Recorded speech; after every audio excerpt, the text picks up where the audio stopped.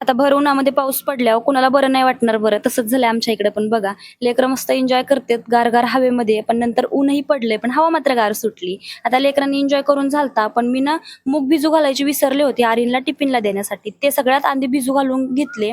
नंतर शेजारच्या दादाची ना रात्री म्हैस येली होती आणि त्यांनी हे दूध आणून दिलतं. ते मी फ्रिजमध्ये ठेवलं होतं. आता नंतर त्याचा आपल्या इकडे खरवस बनवून यूज करतात, पण इथं त्याचा यूज नाहीत करत. मग काय मी घेतला बनवायला. मस्त बडीशेप ठेचून याच्यामध्ये घातली.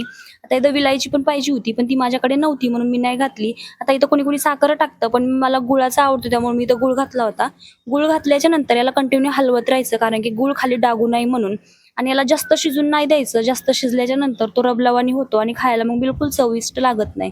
तर बघा खमंग असा खरवस माझा रेडी झाला होता. तुमच्याकडे याला काय बोलतात हे मला कमेंटमध्ये नक्कीच सांगा आणि कुणा-कुणाला आवडतो हेही सांगा. मग काय इव्हनिंगचा टाईम झाला होता आणि लेकरांना वाटलं आज पाऊस पडलाय म्हणल्या मम्मी खाली घेऊन चल, चांगलं वाटेल. मग आम्ही आलो होतो आर्मी एरियामध्ये वॉकिंग करायला. नंतर फौजीची ड्युटी संपली होती. मग फौजीसोबत आम्ही पुन्हा घरी आलो वापस. तुम्हाला आजचा आमचा मिनी ब्लॉग कसा वाटला हे मला कमेंटमध्ये नक्कीच कळवा. बाय.